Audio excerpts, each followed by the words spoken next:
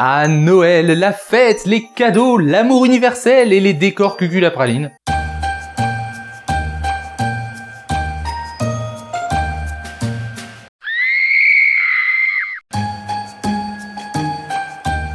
Et c'est rigolo ça, et je peux faire pareil moi aussi.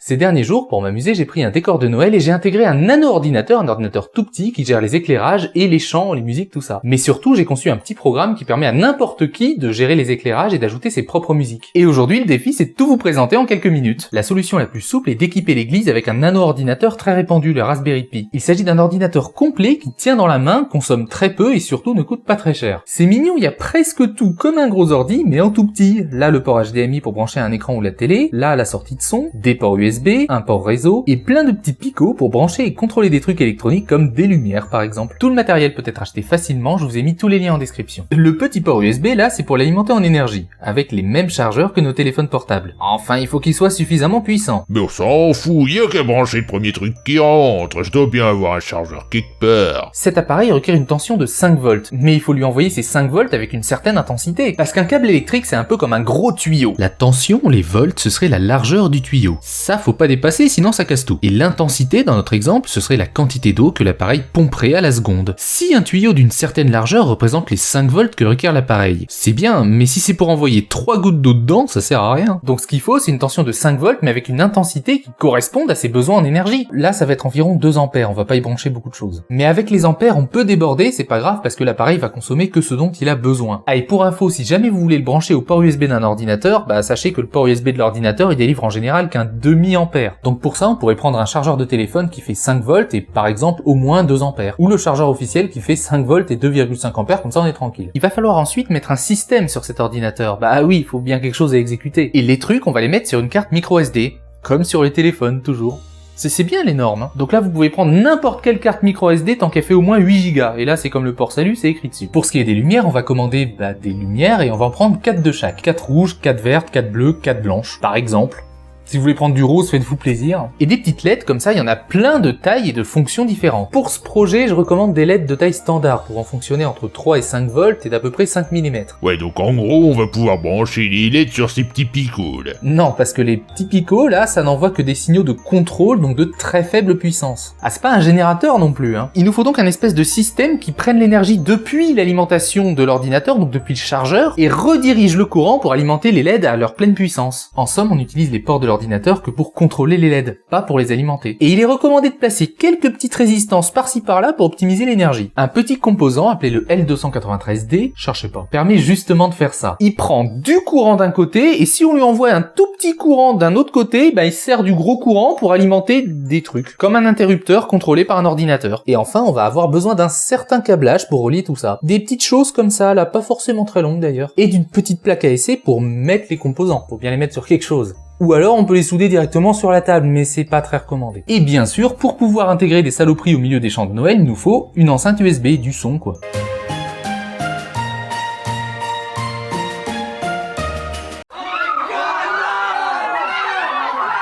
Donc je récapitule, pour le matériel, on va avoir besoin d'un Raspberry Pi, modèle 3A+, recommandé, d'un chargeur adapté, moi je prends le modèle officiel comme ça je suis tranquille, d'une carte micro SD d'au moins 8 Go, de LED 5 volts de différentes couleurs, de quelques résistances à 220 ohms, d'un L293D à 16 pins en boîtier DIP, ça s'invente pas, de câbles, d'une plaque à essai, d'un petit haut-parleur USB tout mignon, et bien sûr d'une église de Noël. Mais vous pouvez faire ça avec n'importe quoi d'autre. Si vous comprenez rien, c'est pas grave, je vais tout vous expliquer, j'ai mis tous les liens en description. Cette vidéo tutoriel a pour but de vous faire découvrir les joies du bidouillage électronique. Aussi, vous pouvez librement adapter tout ce que je dis, hein. Par exemple, relier l'ordinateur à la chaîne Hi-Fi, ou alors mettre des LED de couleurs complètement différentes, enfin bref, il y a quand même un peu de latitude. On peut aussi nettement faire baisser la facture en pratiquant du recyclage, en récupérant des composants à droite à gauche. Enfin, ne le faites que si vous êtes sûr de savoir ce que vous faites, hein, parce qu'on peut pas prendre n'importe quelle résistance ou condensateur et les mettre n'importe où.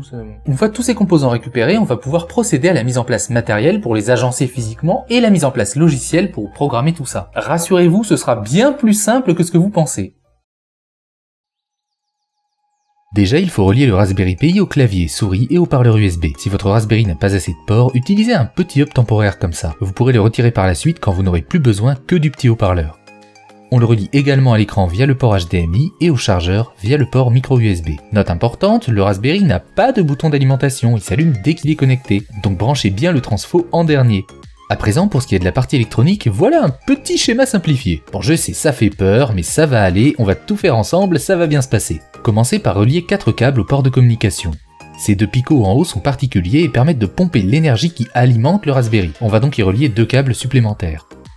Intéressons-nous maintenant à la plaque ASC. Ça permet de relier des composants entre eux sans avoir à les souder, c'est pour faire des essais quoi. Si on la retourne, on peut voir que les colonnes sont connectées entre elles. Ainsi, si vous connectez 2 choses sur une même colonne, elles seront connectées, contrairement aux lignes. Il peut exister des lignes séparées en haut ou en bas qui sont reliées entre elles et servent généralement à faire passer l'alimentation ou la masse. Prenez votre L293D, moi je l'ai mis sur un petit support mais c'est pas obligatoire, et mettez-le comme ceci sur la plaque ASC. Pour définir le sens par rapport au schéma, il suffit de regarder où se trouve la petite encoche en haut. Là, on peut connecter l'alimentation, le plus d'abord aux extrémités et le moins au centre. Pour relier plusieurs choses, utilisez le principe des colonnes. En mettant plusieurs câbles sur une même colonne, vous pourrez connecter la même chose à plusieurs endroits. Maintenant que le L293D est alimenté en énergie, on va pouvoir le relier au port de communication du Raspberry, qui définit si telle lumière est allumée ou non. Ensuite, on va pouvoir relier le L293D au LED. Notez qu'on ne va pas relier chaque sortie à une LED, mais plusieurs. Là pareil, se servir des colonnes. Les LED seront branchés par paquet de 4 au même endroit, juste après une résistance. Cherchez pas, cette dernière n'a pas de sens. Contrairement aux LED. Pour savoir dans quel sens connecter une LED, il y a une astuce, le plus gros côté, c'est... eh ben non, c'est le moins. Et enfin, on peut placer les lumières à l'intérieur du décor. Et voilà, tout est matériellement prêt.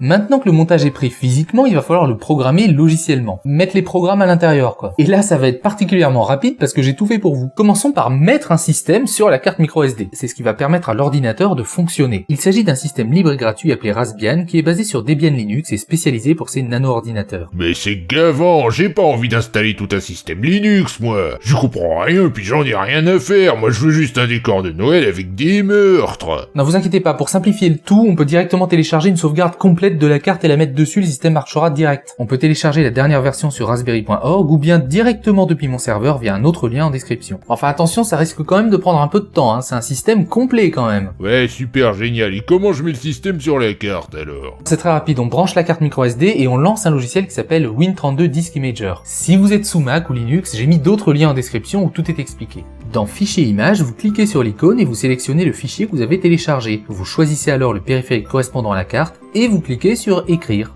Le programme va lire le contenu du fichier et le recopier sur la carte telle quelle. Ce qu'il fait, c'est qu'il restaure une sauvegarde complète d'une carte à partir d'un fichier, quoi. Mais soyez très prudent quand vous sélectionnez le périphérique. Il faut bien s'assurer que la lettre de lecteur corresponde à la carte SD, histoire d'éviter de corrompre un disque dur externe ou une clé USB également reliée à l'ordinateur. Vérifiez pour ça que ça corresponde bien à la même lettre dans l'écran ce PC. Ah, c'est sûr que tu m'effaces mon disque dur externe rempli de choses.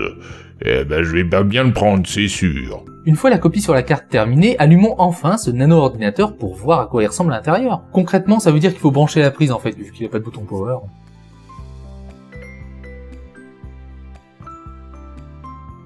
Au premier démarrage, vous allez vous retrouver en face d'une petite fenêtre de configuration. Il suffit de choisir correctement la langue et le pays, puis de faire suivant. Ensuite, il va vous proposer plein de choses comme changer le mot de passe, le wifi, tout ça. Vous faites skip ou suivant, enfin c'est pas grave, on n'en a pas besoin. Et à la fin, il va redémarrer. Avant de continuer, il faut s'assurer d'avoir bien branché l'enceinte en USB et clique droit sur la petite icône de son en haut à droite, puis la choisir. A priori, c'est celle qui s'appellera ni analogue ni HDMI. Ensuite, vous pourrez en profiter pour régler le volume en cliquant sur l'icône de son. Mais ça va, j'ai encore réglé le volume, allez la suite. Maintenant, on va pouvoir installer mon petit programme. Pour cela, téléchargez l'archive, le lien est en description, et placez-la dans une clé USB. On branche la clé USB sur le nano-ordinateur et on peut valider la proposition de l'ouvrir dans le gestionnaire de fichiers. On voit alors le contenu de la clé et l'archive de mon programme. Déplacez-la sur le bureau et fermez le contenu de la clé, elle n'est plus utile. Pour décompresser l'archive, un petit clic droit dessus, puis extraire ici. Et là, vous double-cliquez simplement sur install.sh et vous choisissez lancer depuis un terminal et ça fera tout le reste à votre place. Et voilà, c'est fini, le programme est installé, ainsi que la démo. Quoi, c'est tout? Oui, la démo sera exécutée à chaque démarrage du nano-ordinateur et tournera en boucle jusqu'à ce que vous le débranchiez, comme n'importe quel autre décor de Noël. Et vous n'avez plus qu'à redémarrer pour tester. Si tout va bien, vous devriez entendre au bout d'environ 30 secondes votre démo se jouer automatiquement.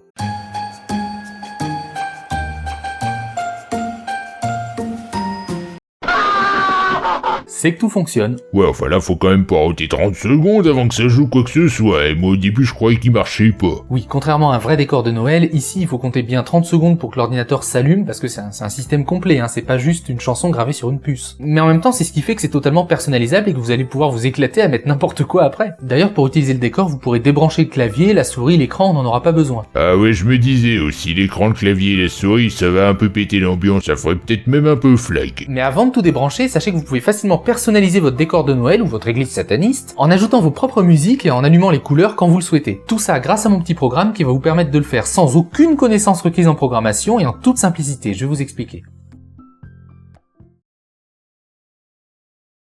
Bon, comment il tourne la démo avec la musique et les lumières là? Mon programme lit simplement une playlist ligne par ligne où chaque ligne contient une couleur, la musique et la durée de lecture de la musique. Et la playlist, c'est juste un fichier texte. Sur le Raspberry, vous allez dans le dossier Red Church et là vous avez playlist.txt. Vous double-cliquez dessus et vous pouvez l'éditer directement. La structure est réduite au minimum. Sur chaque ligne, on va mettre le nom du son à jouer, le temps de lecture et la couleur des LED allumés. Pour les couleurs, vous avez le choix entre rouge, bleu, vert ou blanc. Mais vous pouvez tout à fait y relier une LED jaune fluo si ça vous intéresse. Bah et là pourquoi t'as mis toutes les durées de lecture à 0? Tu veux nous faire planter ou quoi? Parce que 0, c'est un bonus pour mon programme qui signifie que le fichier va être lu en entier. C'est pratique, ça vous évite de devoir calculer la durée totale de chaque musique en secondes. D'ailleurs, au passage, les musiques sont à mettre dans le même dossier Red Church. Et attends, ça veut dire que j'ai juste à mettre des MP3 sur une clé USB, à les balancer dans le dossier Red machin là, et à mettre les noms dans la playlist? Exactement. L'astuce consiste simplement à télécharger des musiques de Noël libres de droit, à couper ça en plusieurs parties, et entre chaque partie mettre des trucs rigolos en changeant la couleur des LED. Et grâce à tout ça, n'importe qui peut le faire. Ah mais y a plein de possibilités du coup. Oui, on peut tout à fait mettre sa propre voix, enregistrer des chansons de paillarde, ou enfin j'en sais rien, on peut mettre ce que vous voulez.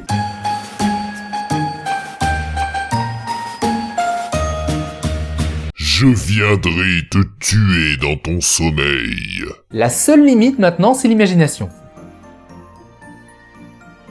La miniaturisation, les logiciels libres et l'acharnement de plusieurs personnes sur des années ont permis à ces nano-ordinateurs d'exister et d'être très accessibles. Mais la plupart d'entre nous sont encore rebutés par l'appréhension. Développement, Linux, c'est des mots qui font peur au grand public. Ce que je veux faire avec cette vidéo, c'est montrer à quel point tout ça est devenu accessible. Là, je me suis contenté d'y relier des LED et de faire jouer des sons, mais on peut tout à fait y relier des capteurs, des moteurs et faire tout un tas de choses. Si ça vous intéresse même un tout petit peu, je vous invite vraiment à faire des recherches sur le Raspberry. Et on peut aller beaucoup plus loin qu'un simple décor de Noël.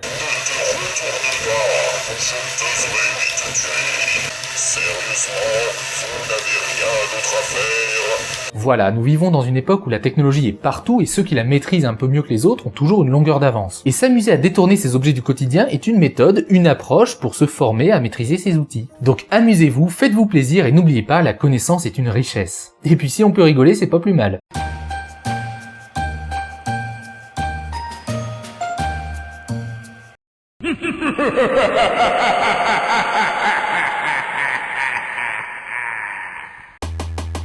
L'émission vit grâce à votre soutien. Vous pouvez la soutenir sans même verser un centime en visionnant des publicités via Utip ou bien directement en faisant un don via notre page Tipeee. Plus d'infos dans la description. Et bien sûr, si vous aimez, n'hésitez pas à la partager. Si toi aussi tu t'intéresses aux bidules électroniques, moi je comprends rien, dis-nous de quoi tu veux qu'on parle et laisse un commentaire. Il y aura bien un live pour te répondre.